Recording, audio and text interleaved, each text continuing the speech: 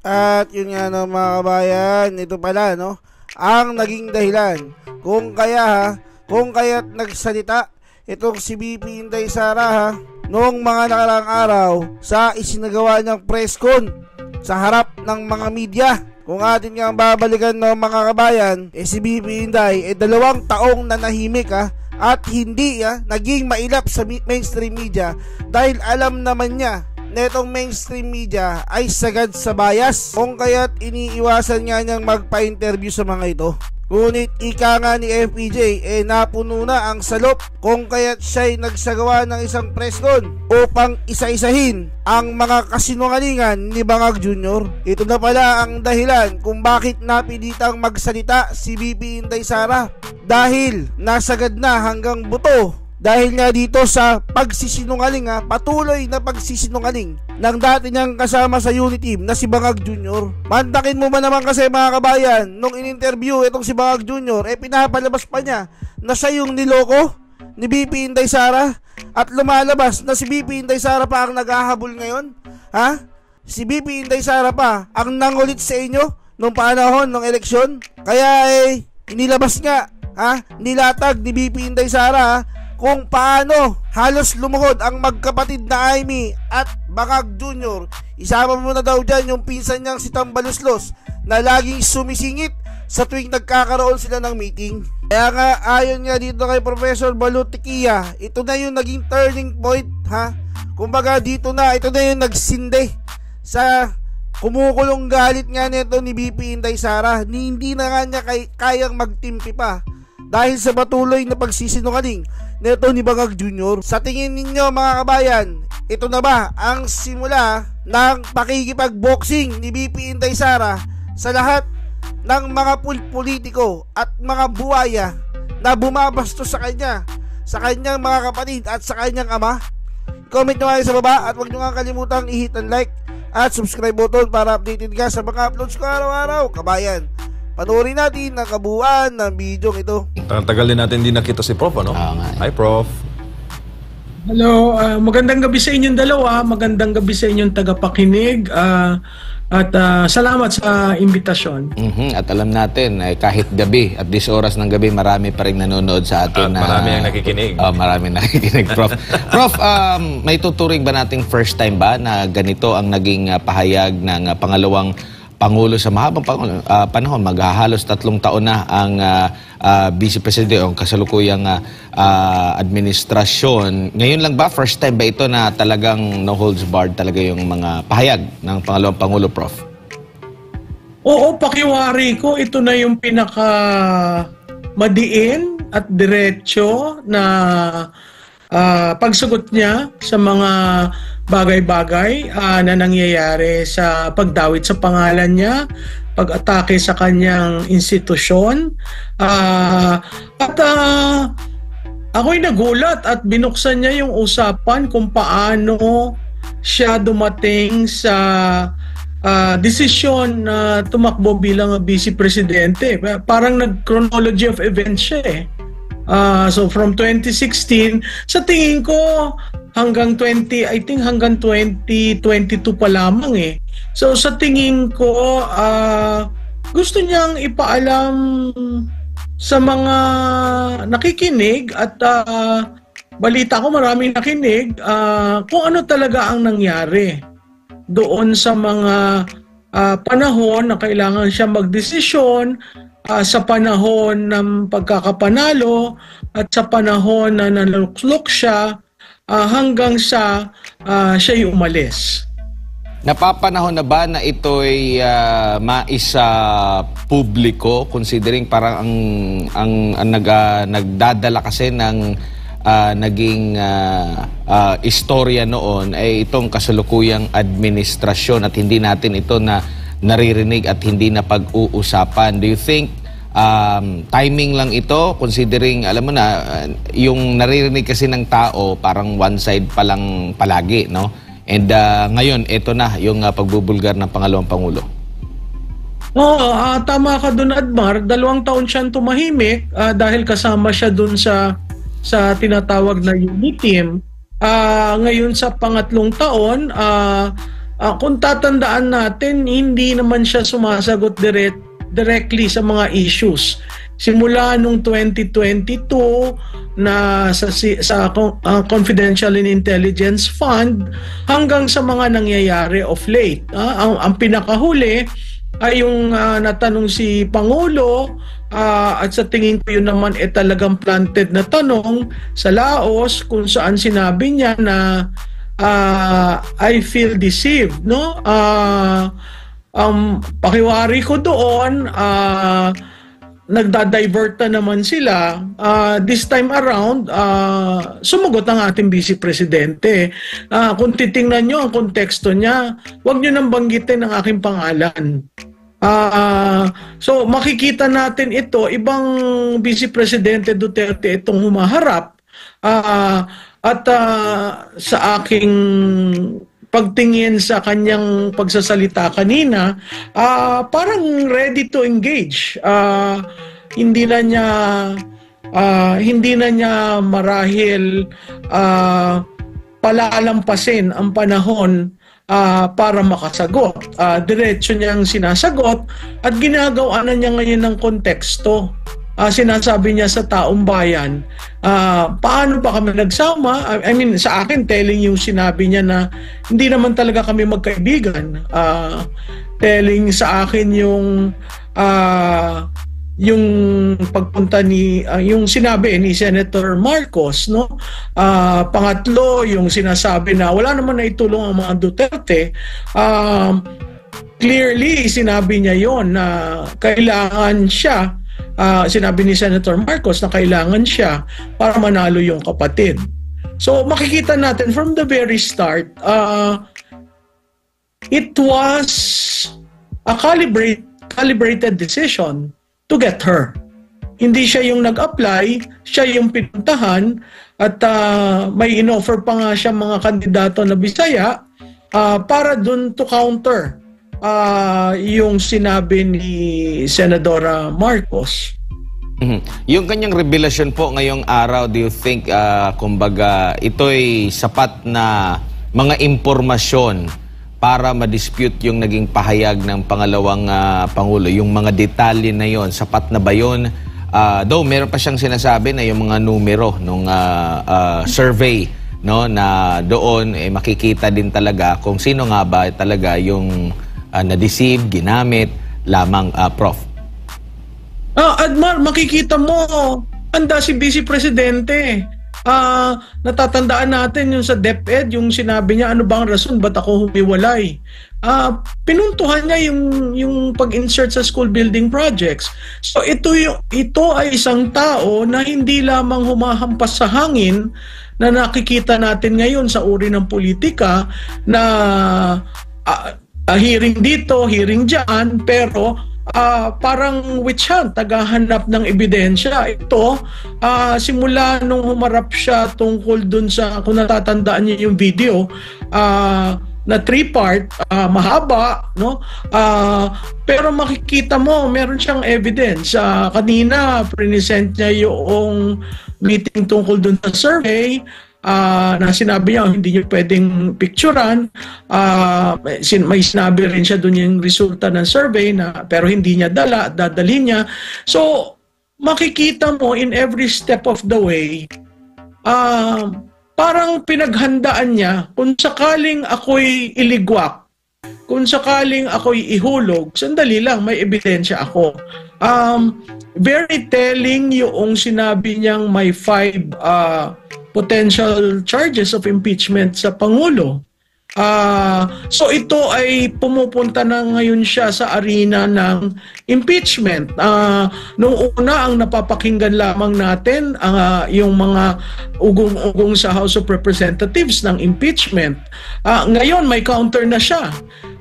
So yung pagbubukas sa November 4 ng Kongreso, baka yan unahan kung sinong mag-file ng impeachment complaint.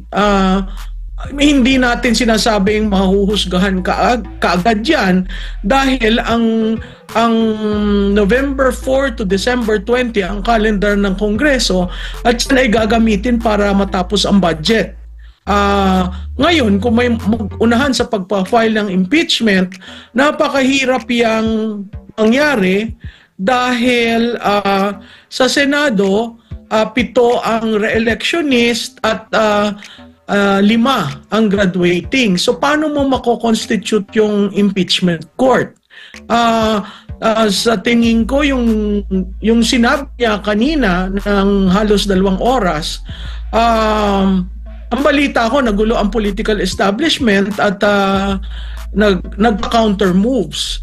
Kasi ngayon lang natin nakita ang Vice Presidente na talagang diretso, may mga sinabi siyang analogies, katulad nung pag-ukay sa labi, no? At itatapon sa West Philippine Sea. Medyo maaanghang yung mga binitawan niya.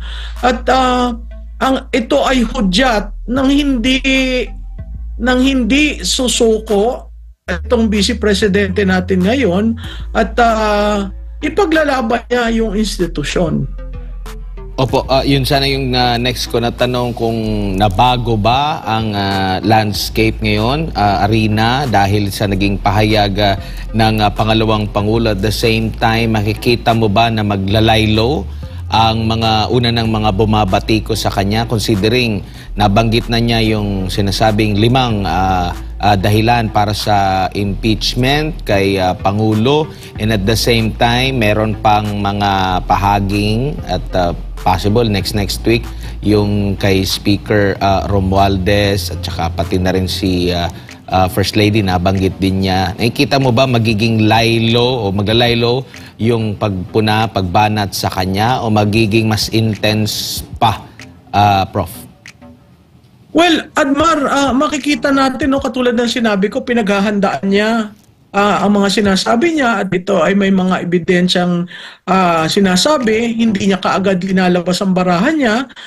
Makikita mo, may sinabi siya nung huli niyang press conference about a video.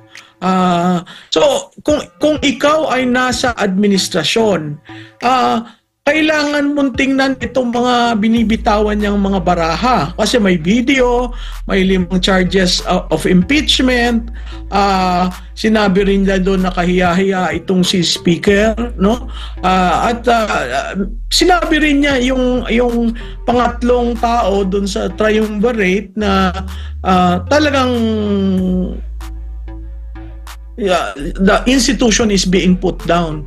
So, makikita mo, pumapasok tayo sa yung iba ang sabi very toxic.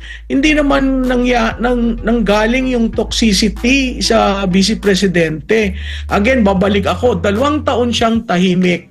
Doon sa pumupuna sa demeanor niya, kung ikaw ay 2 taong tahimik, pagkatapos every budget cycle, ang pinupukol ay yung Confidential and Intelligence Fund. At nagkaroon na nga ng committee sa House na talagang hinahanapan alam mo yung committee ni Congressman Chua, talagang witch hunt eh. Naghahanap sila ng pwedeng makaso sa impeachment. Di ba ang usually experience natin sa impeachment, fina-file yun. Pwede ng isang miyembro, pwede ng isang outsider, pero na-research mo na kung ano yung charges. Ito, ang ginagawa doon sa committee ni Congressman Chua, hinahanapan ano pa yung grounds na pwede nating magamit. So ngayon, bago yan. Kasi usually, pumapasok lamang ang Kongreso sa ganyang usapan pag meron ng impeachment complaint na na-file. So makikita mo dito, arising from the committee hearing of the good government and public accountability could possibly be the charges that will be used by whoever will file. My sense is it will be a member who will file para gumulong na. Yun nga lang, yung timing, yung sinasabi mo, pumapasok ba tayo sa ibang arena, naandyan na yung naghahanda sa kampanya eh. So politicized talaga. ang impeachment ay isang political tool, pero dahil naghahanda ka na para sa kampanya, mas lalong iigting ang politika. It can work both ways, no? Ang problema sa administrasyon, sila ang nagsimula nito, na ang tingin ko it is a witch hunt, a fishing expedition. Hindi defined ang end goal, at walang exit strategy. Kung titingnan natin, alam mo, mahalaga sa politika na parati ka may exit strategy. Kung magkagipitan, saan ako lalabas? Kung maayos, paano natin tatapusin ito? Yan ang problema ng Quad Committee at ng committee ni Congressman Chua. Kasi hindi mo alam hanggang kailan yan dadaloy, hanggang kailan iipitin ang napakaraming tao dahil dyan sa pag-cite sa contempt, no? Kaya napaka labo in the sense na what are you trying to prove? At ano yung end goal? Ma'am, anong dating sa inyo nung kinuwento ni VP Inday yung tungkol sa relo? It turn out, marami naglipa na ngayong video na yung pala ay sa PMA. Oo. Alam mo, kanina lang, nag-check lang ako ng yung isang social media channel. Bumulaga sa akin yung pala yun. At alam mo, ang nakakatuwa sa social media, ang gagaling nung iba na magtago ng mag-grab ng picture, pero muna pagsama yung larawan ng Pangulo at larawan ng ating Pangulo, kung saan yung dating Pangulo nagbigay ng relo sa isang graduate at yung pangalawa kung saan tinanong lamang at hindi pinansin. So ako akala ko graduation yun ng ng sa eskwelahan, yung pala PMA. Nakakalungkot dahil makikita mo yung pagkakaiba nila. Ang isa nagtanong, bakit kailangan mong, di ba, why should I give you my watch? Yung isa, well, kaabog-abog, binigay lang talaga yung relo. So napaka-interesting na citation, at natatandaan ito ni Vice Presidente sa dami nilang times na magkasama, sa dami nilang pinanggagalingan ng mga events at gathering. Bukod tangi na natandaan niya yan. So, I guess, makikita mo hindi talaga sila magkakilala, at sa bawat okasyon na magkasama sila, inoobserbahan ni Vice Presidente. So, sa tingin ko, yung 2 taon na pananahimik niya, napakahirap kasi meron siyang mga dalang kim-kim, hindi naman sama ng loob, pero kim-kim na parang yung sinasabi niya, hudyat ng karakteristik ng isang tao. At para mo malaman yan during the time na naninilbihan ka, mahirap yung dala-dala. Opo ma'am, lalo na sa kampanya, sinabi niya rin na nung nasa daw sila, campaign trail, meron daw inabot yung isang ale kay then frontrunner BBM, kiningnan lang. Para hindi mapahiya yung ale, kinuha niya yung papel. It turn out na may request na 5,000 na assistance. Yung the little thing that counts ba? Yung sinabi kong ni V, parang dating sa akin nun ma'am, kung nakukuha mo itong mga detalye na maliliit o yung mga request na maliliit, mapagbibigyan mo, how much more yung mga malalaking mga pagtitiwala? For example, the presidency, ma'am.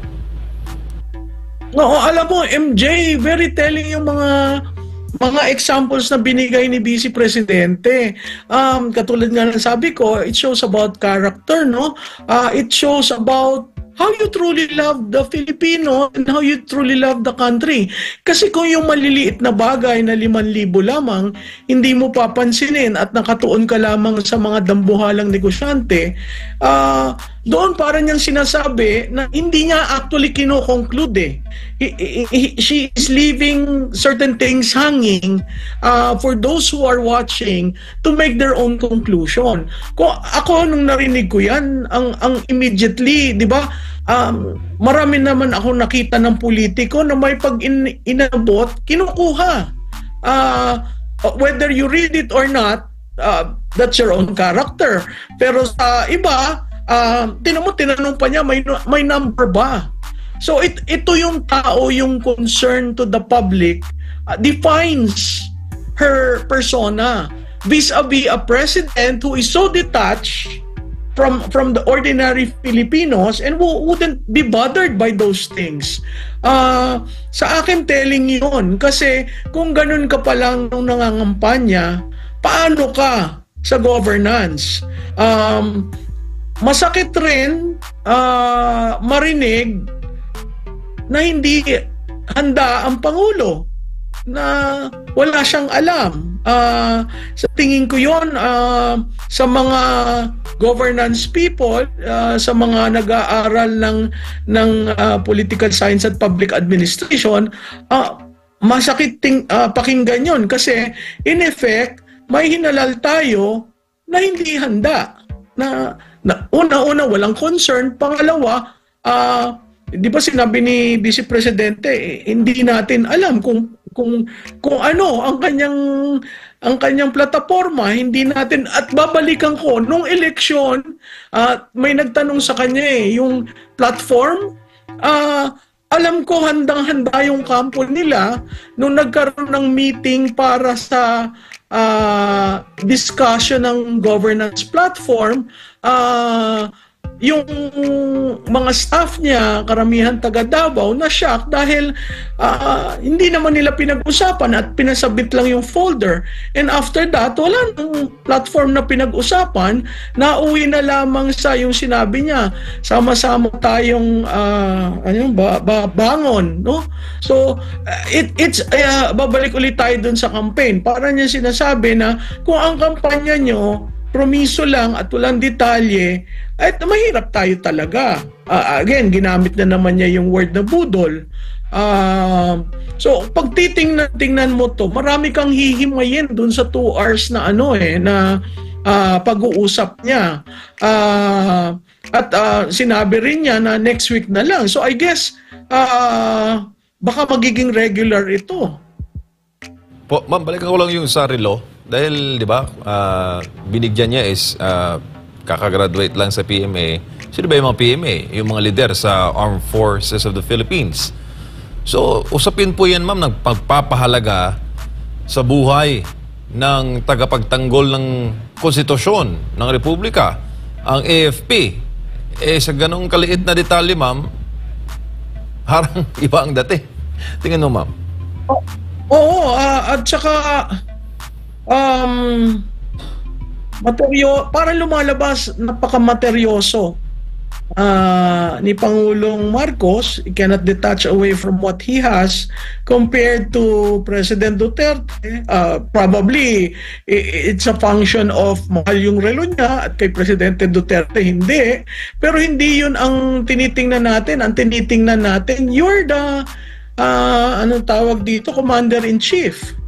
It's a graduation, and this graduating are probably now junior officers. So napaka-telling yung mga sinasabi niya, kasi bumabalik uli dun sa issue na mahal mo ba talaga ang Pilipinas? Mahal mo ba talaga ang Pilipino? Kaya mo bang magbigay para sa bansa? I mean, marami siyang linagay doon ng mga symbolical examples to prove to everyone that hindi ito yung leader. I mean, may nag-ask pa kung i-rate mo siya, nasaan? Yung freewheeling na ganon, una, siguro nagiging at ease na siya with the media. Pangalawa, ang challenge doon for the mainstream media to really report what she said. We will see whether there's a spin or they will come up with diversion again. Sa tingin ko, napakalinaw naman sa taong bayan ngayon yung pattern of behavior na nangyayari tuwing may ganitong pangyayari. Ma'am, bago lang si partner Marulet, ito bang mga tinura ni VP kanina sa press conference, ito ba'y kumakatawan sa mayorya ng saloobin ng publiko? Well, alam mo, pwedeng oo, pwedeng hindi. Oo kung ang taong bayan magigising at gagawin itong barometro para sa desisyon nila sa Mayo. Hindi kung tatambakan na naman o ilulubog na naman ng mga counter-propaganda nitong administrasyon na ito. Pero ang critical dyan na kailangan natin balik-balikan, padating na ho ang kampanya. Gusto nyo bang maging issue yung mga pinupukol sa inyo? O aayusin nyo at siguro magiging tahimik at hindi na magbatuhan. Kasi makikita naman natin ginagamit ang lahat ng levers ng power against si Vice President Duterte. Hindi sila tumitigil at ganun din ang kay dating Pangulong Duterte. So, pag pinagsama mo yun, yung effort talaga was designed so as to ruin the Dutertes and make them the weakest political players by 2028. So yun, given na. Kaya kung titingnan mo yung pagdaos-os ng Duterte, talagang ang design is bugbugin yung mag-ama. At in the hope na kung sino man yung kanilang kandidato, kayang manalo at kayang ungusan ang kung tatakbo si Vice Presidente Duterte. And napukaw ba muli, kasi kung napapansin ko sa social media post ngayon, lalo na yung itong after nitong naging press briefing ni VP Sara, Prof. Malu, kahit na sa government na mga social media page na tinatanong yung mga kaalyado ng administrasyon, mas marami yung parang galit dito nga sa mga kumakalaban sa pangalawang Pangulo. Kumbaga, ang tanong ko, napukaw na ba ang taong bayan na hindi pa masyadong vocal lalo sa social media kasunod po nitong naging pahayag ng pangalawang Pangulo? Kung titingnan natin yung kay Vice Presidente, very calibrated Kasi meron pa siyang mga sinusubing baraha. So, yung sinabi niya, next week naman yan, siguro sa pagbubukas na ng Kongreso. Ito ay